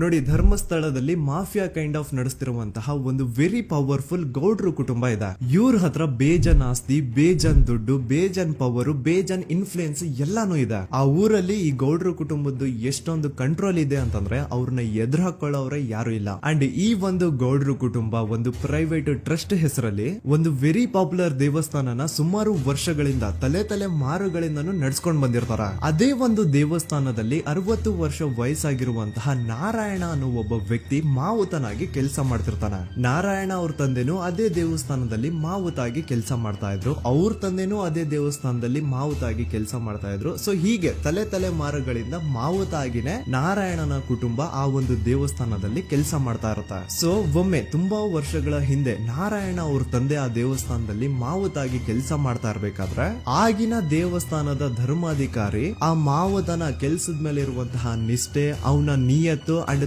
ತಲೆಮಾರುಗಳಿಂದ ಅವರು ದೇವಸ್ಥಾನಕ್ಕೆ ಸಲ್ಲಿಸ್ತಿರುವಂತಹ ಸೇವೆನ ಮೆಚ್ಚಿ ಆ ಧರ್ಮಾಧಿಕಾರಿ ಆ ನಾರಾಯಣ ಅವ್ರ ತಂದೆ ಆ ಮಾವುತನಿಗೆ ಒಂದು ಜಮೀನ್ ಕೊಡ್ತಾರೆ ಆಸ್ ಎ ಗಿಫ್ಟ್ ಆಗಿ. ಸೊ ಈಗ ಫ್ಲಾಶ್ ಬ್ಯಾಕ್ ಇಂದ ಒಂದ್ ಸ್ವಲ್ಪ ಮುಂದೆ ಬರುವ 2010-11ರಲ್ಲಿ ಯಾವೊಂದು ಜಮೀನ್ ಆಗಿನ ಧರ್ಮಾಧಿಕಾರಿ ನಾರಾಯಣ ಅವ್ರ ತಂದೆಗೆ ಆಸ್ ಎ ಗಿಫ್ಟ್ ಆಗಿ ಕೊಟ್ಟಿದ್ರು, ಈಗ ನಾರಾಯಣ ಅವ್ರ ತಂದೆ ಸತ್ ಹೋಗಿ ಆ ಒಂದು ಜಮೀನು ನಾರಾಯಣ ಹೆಸರಿಗೆ ಆಗಿರುತ್ತೆ. ಅಂಡ್ ಆಗಷ್ಟೇ ಗೊತ್ತಾಗುತ್ತೆ ಆ ಜಮೀನ್ ವೆರಿ ಆಪೋಸಿಟ್ ಒಂದು ದೊಡ್ಡ ಹೈವೇ ಬರ್ತಿದೆ ಅಂಡ್ ಅದರಿಂದ ಜಮೀನ್ ರೇಟು 10 ಪಟ್ಟು ಜಾಸ್ತಿ ಆಗುತ್ತೆ ಅಂತ. ಸೊ ಈ ವಿಷಯ ಗೊತ್ತಾಗಿ ನೋಡಿ ದಾನ ಮಾಡದಂತಹ ಧರ್ಮಾಧಿಕಾರಿ ಅಂತೂ ಸತ್ ಹೋದ್ರು, ಆದ್ರೆ ಅವ್ರ ಮುಂದಿನ ಪೀಳಿಗೆ ಅವ್ರಿಗೆ ಈ ಜಮೀನ್ ಮೇಲೆ ಕಣ್ಬಿದ್ದು ನಾರಾಯಣ ಅವ್ರ ಹತ್ರ ಆ ಜಾಗನ ವಾಪಸ್ ಕೇಳ್ತಾರ. ಆದ್ರೆ ನಾರಾಯಣ ಕೊಡಲ್ಲ. ಇಲ್ಲ ನಾನ್ ಯಾಕೆ ಕೊಡ್ಲಿ, ನಮ್ ತಂದೆಯಿಂದ ಸಿಕ್ಕಿರುವಂತಹ ಜಮೀನ್ ಇದು, ನಮ್ ತಂದೆಯ ಕೊನೆ ಗುರುತು ಇದು ನನ್ನ ಹತ್ರ ಇರೋದು, ಸೊ ಇದನ್ನ ನಾನ್ ಯಾವುದೇ ಕಾರಣಕ್ಕೂ ಬಿಟ್ಕೊಡಲ್ಲ ಅಂತ ಆ ಗೌಡ್ರು ಕುಟುಂಬನ ನಾರಾಯಣ ಎದುರು ಹಾಕೋತಾರ. ಆಗ ಗೌಡ್ರು ಕುಟುಂಬದವ್ರಿಗೆ ಕೋಪ ಬಂದು ಅವ್ರೇನ್ ಮಾಡ್ತಾರೆ ಅಂದ್ರೆ ನಾರಾಯಣ ಮನೆಗೆ ನೀರಿನ ಸಪ್ಲೈ ಇರುತ್ತಲ್ವಾ ಅದನ್ನ ಬಂದ್ ಮಾಡ್ತಾರ, ಎಲೆಕ್ಟ್ರಿಸಿಟಿ ಸಪ್ಲೈನು ಕಟ್ ಆಫ್ ಮಾಡ್ತಾರ, ಊರಲ್ಲಿರುವಂತಹ ಎಲ್ಲಾ ಚರಂಡಿಗಳನ್ನ ಕ್ಲೀನ್ ಮಾಡಿ ಆ ಕಸ ಏನಿರುತ್ತೋ ಅದನ್ನ ತಂದು ನಾರಾಯಣ ಮನೆ ಮುಂದೆ ಹಾಕ್ತಾರ. ಇಷ್ಟೇ ಅಲ್ಲ, ನಾರಾಯಣ ಅವ್ರ ಹೆಂಡತಿ ಮಕ್ಕಳು ಎಲ್ಲಾದ್ರೂ ಆಚೆ ಹೋಗ್ತಾ ಬರ್ತಾ ಇದ್ರೆ ಅವ್ರನ್ನ ಕೆಟ್ಟದಾಗ ಬೈಯೋದು, ಹೊಡ್ಕೊಳ್ಳೋದು, ಬಡ್ಕೊಳ್ಳೋದೆಲ್ಲ ಮಾಡ್ತಿರ್ತಾರ. ಇಷ್ಟೆಲ್ಲ ಆಗ್ತಾ ಇದ್ರು ಸ್ಟಿಲ್ ನಾರಾಯಣ ಮಾತ್ರ ಆ ಜಾಗನ ಬಿಟ್ಕೊಡಲ್ಲ. ಆ ಜಾಗದ್ಗೋಸ್ಕರ ನೀನ್ ಬೇಕಿದ್ರೆ ಇದನ್ನೆಲ್ಲ ಸಹಿಸ್ಕೊಂಡಿರಪ್ಪ, ನಮ್ ಕೈಲಂತೂ ಆಗಲ್ಲ ಅಂತ ನಾರಾಯಣನ ಹೆಂಡತಿ ಮಕ್ಕಳು ಅವನ್ನ ಬಿಟ್ಟು ಬೇರೆ ಊರಿಗೆ ಹೋಗ್ಬಿಡ್ತಾರ. ಈಗ ಮನೆಯಲ್ಲಿ ನಾರಾಯಣ ಅಂಡ್ 45 ವರ್ಷ ವಯಸ್ಸಿರುವಂತಹ ನಾರಾಯಣ ಅವ್ರ ತಂಗಿ ಯಮುನಾ ಅವ್ರು ಮಾತ್ರ ಇಬ್ರೇ ಇರ್ತಾ ಇದ್ರು. ಸೊ ಒಂದೊಳ್ಳೆ ಅವಕಾಶ ನೋಡ್ಕೊಂಡು 21 ಸೆಪ್ಟೆಂಬರ್ 2012 ಮನೆಯಲ್ಲಿ ನಾರಾಯಣ ಹಾಗೂ ಯಮುನಾ ಇರ್ಬೇಕಾದ್ರೆ ಯಾರೋ ಮನೆ ಒಳಗಡೆ ನುಗ್ಗಿ ನಾರಾಯಣನ್ಗೆ ಹೊಡೆದು ಯಮುನಾಗೂ ಸಹ ಹೊಡೆದು ನಂತರ ಅವಳು ಮಾಡಿ ದೆನ್ ನಾರಾಯಣ ಹಾಗೂ ಯಮುನನ ತಲೆನ ಒಂದು ರುಬ್ಬಗುಂಡಿಂದ ಚಚ್ಚಿ ಸಾಯಿಸ್ಬಿಡ್ತಾರ. ಈ ಕೊಲೆ ಆಗಿದ್ದು ಕಳ್ಳತನಗೋಸ್ಕರ ಅಂತ ಪೊಲೀಸ್ ಅವರು ತಮ್ಮ ರಿಪೋರ್ಟ್ ಅಲ್ಲಿ ಬರೀತಾರ. ಆದ್ರೆ ಪಾಯಿಂಟ್ ಏನ್ ಗೊತ್ತಾ, ಆ ಮನೇಲಿ ಒಂದ್ ಸ್ವಲ್ಪನೂ ಹಣ ಆಗ್ಲಿ ಅಥವಾ ಬಂಗಾರ ಆಗ್ಲಿ ಕಳ್ಳತನ ಆಗಿರಲ್ಲ. ಕಳ್ಳತನ ಆಗಿರೋದು ಕೇವಲ ಆ ಮೇನ್ ರೋಡ್ ಅಲ್ಲಿ ಇದ್ದಂತಹ ಪ್ರಾಪರ್ಟಿ ಪೇಪರ್ಸ್. ಎಂತ ಕೋಇನ್ಸಿಡೆನ್ಸ್ ನೋಡಿ, ಯಾವ ಒಂದು ಜಮೀನಿನ ಪತ್ರ ನಾರಾಯಣ ಮನೆಯಿಂದ ಕಳ್ಳತನ ಆಗಿದ್ವೋ ಅದೇ ಒಂದು ಜಮೀನಲ್ಲಿ 10 ವರ್ಷ ಆದ ನಂತರ ಒಂದು ದೊಡ್ಡ ಹೋಟೆಲ್ ಸ್ಥಾಪನೆ ಆಗುತ್ತೆ ಅಂಡ್ ಆ ಹೋಟೆಲ್ ನ ಇನಾಗ್ರೇಷನ್ ಗೆ ಚಿಕ್ಕ ಗೌಡ್ರು ಬರ್ತಾರ. ಸೊ ಈಗೇನು ನಾರಾಯಣ ಹಾಗೂ ಯಮುನನ ಕೊಲೆ ಆಗಿದ್ಯೋ ಇದಾಗಿದ್ದು 20 ದಿನ ಆದ್ಮೇಲೆ ಸೌಜನ್ಯ ಜೊತೆ ಅಂತ ನಿರ್ದಯ ಘಟನೆ ಆಗಿದ್ದು. ಸೊ ಪೊಲೀಸ್ ಅವರು ಸೌಜನ್ಯ ಕೇಸಲ್ಲಿ ಸಂತೋಷ್ ರಾವ್ನ ಫಿಟ್ ಮಾಡೋದಲ್ದೆ ಈ ಒಂದು ನಾರಾಯಣ ಹಾಗೂ ಯಮುನಾ ಕೇಸಲ್ಲೂ ಸಹ ಸಂತೋಷ್ ರಾವ್ನೆ ಫಿಟ್ ಮಾಡಿರ್ತಾರ. ಇಲ್ಲಿ ಡೇಟ್ಸ್ ನ ಸ್ವಲ್ಪ ನೆನ್ಪಿಟ್ಕೊಳ್ಳಿ. ನಾರಾಯಣ ಹಾಗೂ ಯಮುನನ ಕೊಲೆ ಆಗಿದ್ದು 21 ಸೆಪ್ಟೆಂಬರ್ 2012 ಅಂಡ್ ಸಂತೋಷ್ ರಾವ್ ಧರ್ಮಸ್ಥಳ ಬಂದಿದ್ದು 9 ಅಕ್ಟೋಬರ್ 2012, 20 ದಿನ ಆದ್ಮೇಲೆ. ಸೊ ನಾರಾಯಣ ಹಾಗೂ ಯಮುನನ ಕೊಲೆ ಆದಾಗ ಊರಲ್ಲೇ ಇಲ್ದೆ ಎಲ್ಲೋ ಶೃಂಗೇರಿಯಲ್ಲಿ ಯಾವುದೋ ಒಂದು ಹೋಟೆಲ್ ಅಲ್ಲಿ ಕೆಲಸ ಮಾಡ್ತಿದ್ದಂತಹ ಸಂತೋಷ್ ರಾವ್ ಹೇಗೆ ಈ ಒಂದು ಕೇಸಲ್ಲಿ ಆರೋಪಿ ಆಗ್ತಾನೆ? ಸೊ ಇದೇ ಒಂದು ಪಾಯಿಂಟ್ ನ ನೋಟಿಸ್ ಮಾಡಿ ಗಿರೀಶ್ ಮುಟ್ಟಣ್ಣನವರು ಧರ್ಮಸ್ಥಳಕ್ಕೆ ಬಂದು ಸಂತೋಷ್ ನ ಲಾಯರ್ ಜೊತೆ ಡಿಸ್ಕಸ್ ಮಾಡ್ತಾರ. ದೆನ್ ಫೈನಲಿ ಏನೂ ತಪ್ಪು ಮಾಡದೆ ಸುಳ್ಳು ಆರೋಪಗಳಿಂದ ಕರಪ್ಟ್ ಪೊಲೀಸ್ ಆಫೀಸರ್ಸ್ ನ ಮಿಸ್ಲೀಡಿಂಗ್ ಇನ್ವೆಸ್ಟಿಗೇಷನ್ ಇಂದ ಸಂತೋಷ್ ರಾವ್ ತನ್ನ ಜೀವನದ 8-10 ವರ್ಷನ ಜೈಲಲ್ಲಿ ಕಳೆದು ಫೈನಲಿ ರಿಲೀಸ್ ಆಗ್ತಾನೆ. ಒಂಥರ ಈ ಕೇಸಿಂದ ಸಂತೋಷ್ ರಾವ್ನ ಇಡೀ ಲೈಫ್ ಸ್ಪಾಯ್ಲ್ ಆಗೋಯ್ತು. ಈಗ ಸಂತೋಷ್ ರಾವ್ ರಿಯಲ್ ಆರೋಪಿ ಅಲ್ಲ ಅಂತ ಕೋರ್ಟ್ ಅಲ್ಲಿ ಪ್ರೂವ್ ಆಯ್ತು. ಹಾಗಿದ್ರೆ ರಿಯಲ್ ಆರೋಪಿ ಯಾರು? ಪೊಲೀಸ್ ಅವರು ಯಾಕೆ ಕೇಸಲ್ಲಿ ಇಷ್ಟೊಂದು ಅನ್ಫೇರ್ ಇನ್ವೆಸ್ಟಿಗೇಷನ್ ಮಾಡಿದ್ರು?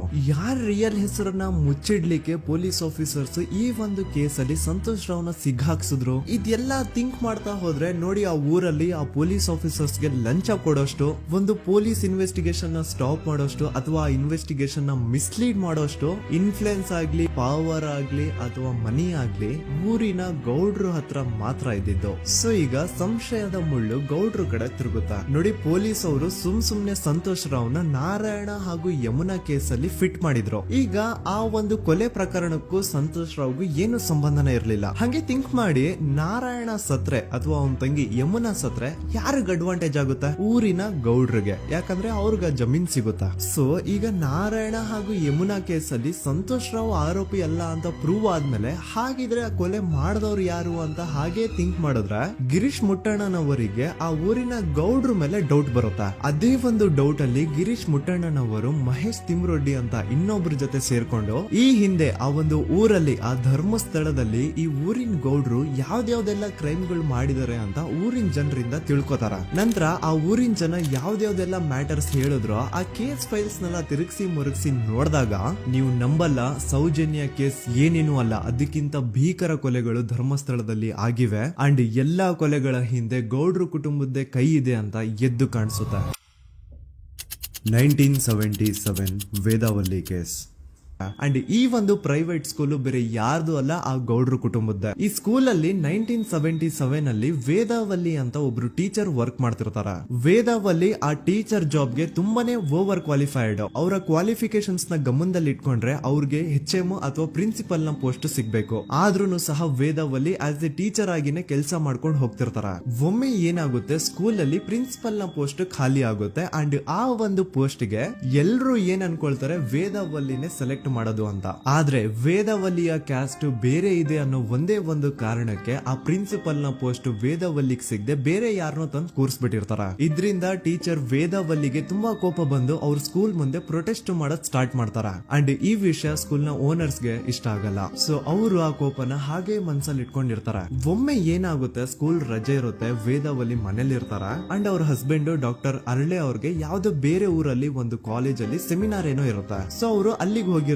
ಈಗ ಮನೇಲಿ ಇರೋದು ವೇದಾವಲ್ಲಿ ಒಂದೇ. ಇದೇ ಒಂದು ಅವಕಾಶನ ನೋಡ್ಕೊಂಡು ಯಾರೋ ವೇದಾವಲ್ಲಿ ಅವ್ರ ಮನೆಗ್ ನುಗ್ಗಿ ವೇದಾವಲ್ಲಿಗೆ ಹೊಡೆದು ನಂತರ ಅವ್ರನ್ನ ಜೀವಂತವಾಗಿ ಸುಟ್ಬಿಡ್ತಾರ. ಸ್ವಲ್ಪ ಹೊತ್ತು ನಂತರ ರಾತ್ರಿ ಆಗ್ತಿದ್ದಂಗೆ ಡಾಕ್ಟರ್ ಅರಳೆ ಅವರು ಮನೆಗೆ ವಾಪಸ್ ಬರ್ತಾರೆ. ಅಂಡ್ ಮನೆ ಒಳಗಡೆ ಬಂದ್ ನೋಡಿದ್ರೆ ವೇದಾವಲ್ಲಿ ಅವರು ಸತ್ ಹೋಗಿ ಅವರ ಬಾಡಿ ಸುಟ್ ಹೋಗಿ ನೆಲದ ಮೇಲೆ ಬಿದ್ದಿದೆ. ಹೆಂಡತಿನ ಕಳ್ಕೊಂಡಿರುವಂತಹ ದುಃಖನ ಸೈಡ್ಗೆ ಇಟ್ಟು ಡಾಕ್ಟರ್ ಅರಳೆ ಅವರು ಮೊದ್ಲು ಪೊಲೀಸ್ ಸ್ಟೇಷನ್ ಹೋಗ್ಬಿಟ್ಟು ನಮ್ ಮನೆಗೆ ನಾನ್ ಇಲ್ದೇ ಇರುವಂತಹ ಸಮಯನ ನೋಡ್ಕೊಂಡು ಯಾರೋ ಮನೆ ಒಳಗಡೆ ನುಗ್ಗಿ ನನ್ನ ಹೆಂಡತಿನ ಹೊಡೆದು ನಂತರ ಅವಳನ್ನ ತುಂಬಾ ಭೀಕರವಾಗಿ ಸಾಯಿಸಿದರೆ ಅಂತ ಪೊಲೀಸ್ ಅವ್ರಿಗೆ ರಿಪೋರ್ಟ್ ಕೊಡಕ್ ಹೋದ್ರೆ ಅಲ್ಲಿ ಪೊಲೀಸ್ ಅವರು ಉಲ್ಟಾ ಡಾಕ್ಟರ್ ಅರಳೆ ಮೇಲೆನೆ FIR ಬರ್ದು ನೀನೇ ನಿನ್ ಹೆಂಡತಿನ ಸಾಯಿಸಿದ್ಯಾ, ನಾಟಕ ಮಾಡಬೇಡ ಅಂತ ಅವ್ರನ್ನೇ ಅರೆಸ್ಟ್ ಮಾಡ್ಬಿಡ್ತಾರ. ನಂತರ 2-3 ವರ್ಷ ಜೈಲಲ್ಲೇ ಇದ್ದು ಡಾಕ್ಟರ್ ಅರಳೆ ಅವರು ತಮ್ಮ ಫ್ರೆಂಡ್ಸ್ ಅಂಡ್ ಫ್ಯಾಮಿಲಿ ಮೂಲಕ ಎವಿಡೆನ್ಸ್ ನೆಲ್ಲ ಕಲೆಕ್ಟ್ ಮಾಡಿಸಿ ತಾನ ಕೊಲೆನ ಮಾಡಿಲ್ಲ, ತಾನ್ ತನ್ನ ಹೆಂಡತಿನ ಸಾಯಿಸಿಲ್ಲ ಅಂತ ಕೋರ್ಟ್ ಅಲ್ಲಿ ಪ್ರೂವ್ ಮಾಡ್ಕೊಂಡು ಜೈಲಿಂದ ರಿಲೀಸ್ ಆಗ್ತಾರ. ಸೊ ಈಗ ಡಾಕ್ಟರ್ ಅರಳೆ ಅವರು ಈ ಒಂದು ಕ್ರೈಮ್ ನ ಮಾಡಿಲ್ಲ ಅಂತಂದ್ರೆ ವೇದಾವಲ್ಲಿನ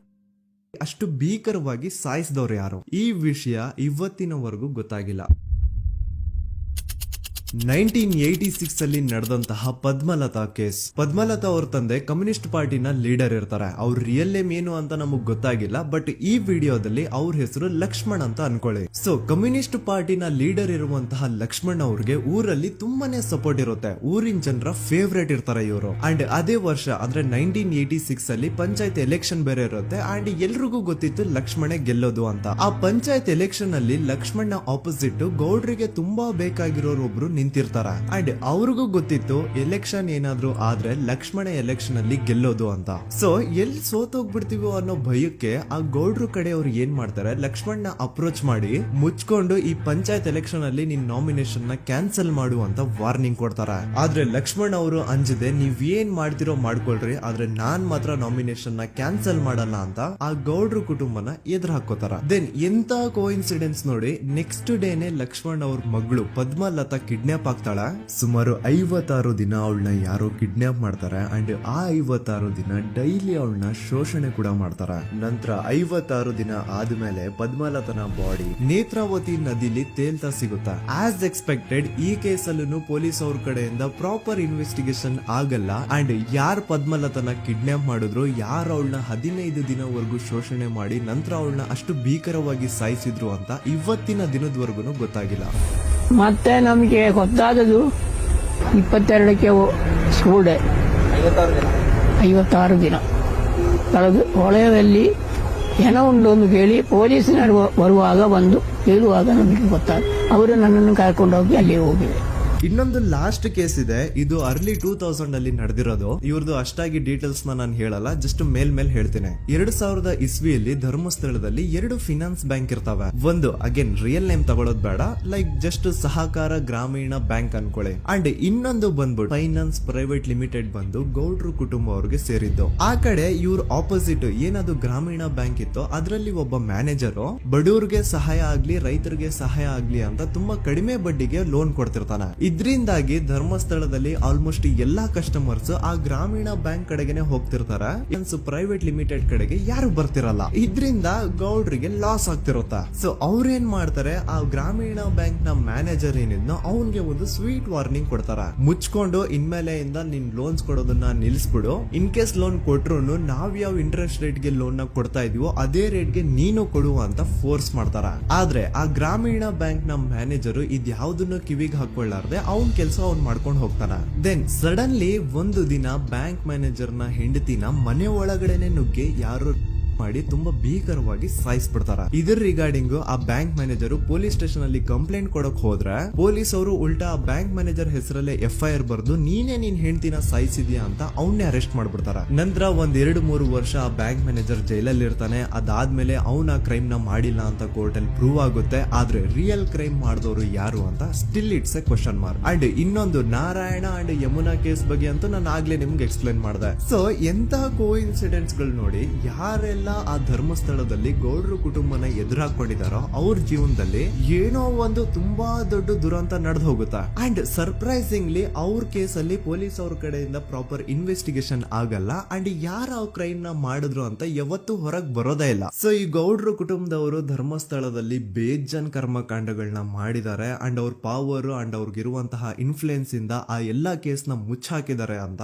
ಮಹೇಶ್ ಹಾಗೂ ಗಿರೀಶ್ ಮುಟ್ಟಣ್ಣನವರ ಹೇಳಿಕೆ ಆಗಿದೆ. ಸೊ ಗೌಡ್ರು ಫ್ಯಾಮಿಲಿನ ಟ್ರ್ಯಾಕ್ ರೆಕಾರ್ಡ್ ನೋಡಿದ್ರೆ ಧರ್ಮಸ್ಥಳದಲ್ಲಿ ಒಂದು ಹುಡುಗಿನ ರೇಪ್ ಅಂಡ್ ಮರ್ಡರ್ ಮಾಡಿ ದೆನ್ ಪೊಲೀಸ್ ಅವ್ರಿಗೆ ಲಂಚ ಕೊಟ್ಟು ಇನ್ವೆಸ್ಟಿಗೇಷನ್ ನ ಮಿಸ್ಲೀಡ್ ಮಾಡೋಷ್ಟು ಪವರ್ ಇನ್ಫ್ಲೂಯೆನ್ಸ್ ಈ ಗೌಡ್ರು ಕುಟುಂಬಕ್ಕೆ ಮಾತ್ರ ಇರೋದು. ಈಗ ಸಂತೋಷ್ ರಾವ್ ಅಂತೂ ಸೌಜನ್ಯ ಕೇಸಲ್ಲಿ ಆರೋಪಿ ಅಲ್ಲ ಅಂತ ಪ್ರೂವ್ ಆಯ್ತು. ಹಾಗಿದ್ರೆ ರಿಯಲ್ ಆರೋಪಿ ಯಾರು? ನೆನಪು ಮಾಡ್ಕೊಳ್ಳಿ, 11 ಅಕ್ಟೋಬರ್ 2012 ಸಂಜೆ 5 ಗಂಟೆ ಹಾಗೆ ಬಾಹುಬಲಿ ಬೆಟ್ಟದಲ್ಲಿ ಸಂತೋಷ್ ರಾವ್ ತನ್ನ ಪಾಡಿಗೆ ತಾನು ಸೀನರೀಸ್ ನ ಎಂಜಾಯ್ ಮಾಡ್ಕೊಂಡು ಸುಮ್ಮನೆ ಕೂತಿರ್ಬೇಕಾದ್ರೆ ಅವನ ಹತ್ರ 5 ಜನ ಕಿಡಿಗೇಡಿಗಳು ಬಂದು ಜಗಳ ತೆಗಿತಾರ. ಆ 5 ಜನ ಕಿಡಿಗೇಡಿಗಳು ಯಾರು ಅಂತ ನಾನು ಇಲ್ಲಿವರೆಗೂ ನಿಮ್ಗೆ ಹೇಳಿಲ್ಲ. ಸೊ ಅವರು ಬೇರೆ ಯಾರು ಅಲ್ಲ, ಚಿಕ್ಕ ಗೌಡ್ರು ಮಗ ನಿಶಾಂತ್ ಜೈನ್ ನ ವೆರಿ ಕ್ಲೋಸ್ ಫ್ರೆಂಡ್ಸ್. ಅವ್ರ ದಣಿ ಮಾಡಿರುವಂತಹ ಕ್ರೈಮ್ ಅಲ್ಲಿ ಬೇರೆ ಯಾರನ್ನಾದ್ರೂ ಸಿಗಿಸ್ಬೇಕಲ್ಲ ಅಂತ ಇವ್ರು ಬಕ್ರ ಹುಡುಕ್ತಾ ಇರ್ಬೇಕಾದ್ರೆ ಆಗ ಇವ್ರಿಗೆ ಸಿಗೋದೆ ಸಂತೋಷ್ ರಾವ್. ಅಗೇನ್ ಇನ್ನೊಂದು ಎಂತ ಕೋಇನ್ಸಿಡೆನ್ಸ್ ನೋಡಿ, ಸಂತೋಷ್ ರಾವ್ ಸೌಜನ್ಯ ಕೇಸಲ್ಲಿ ಅರೆಸ್ಟ್ ಆದ ನಂತರ ಚಿಕ್ಕ ಗೌಡ್ರು ಮಗ ನಿಶಾಂತ್ ಜೈನ್ ದೇಶನೇ ಬಿಟ್ಟು ಹೋಗ್ಬಿಡ್ತಾನ. ಈ ಕೇಸಲ್ಲಿ ಚಿಕ್ಕ ಗೌಡ್ರು ಮಗ ಇನ್ವಾಲ್ವ್ಮೆಂಟ್ ಇದೆ ಅಂತ ಯಾರಿಗೂ ಡೌಟೇ ಬರ್ತಾ ಇರ್ಲಿಲ್ಲ. ಡೌಟ್ ಯಾವಾಗ ಬಂತು ಅಂದ್ರೆ ಆ 5 ಜನ ಕಿಡಿಗೇಡಿಗಳು ಯಾರು ಸಂತೋಷ್ನ ಈ ಒಂದು ಕೇಸಲ್ಲಿ ಸಿಗಾಕ್ಸಿದ್ರು ಆ 5 ಜನರಲ್ಲಿ ಒಬ್ಬ ರವಿ ಪೂಜಾರಿ ಅಂತಾನು ಇರ್ತಾನೆ.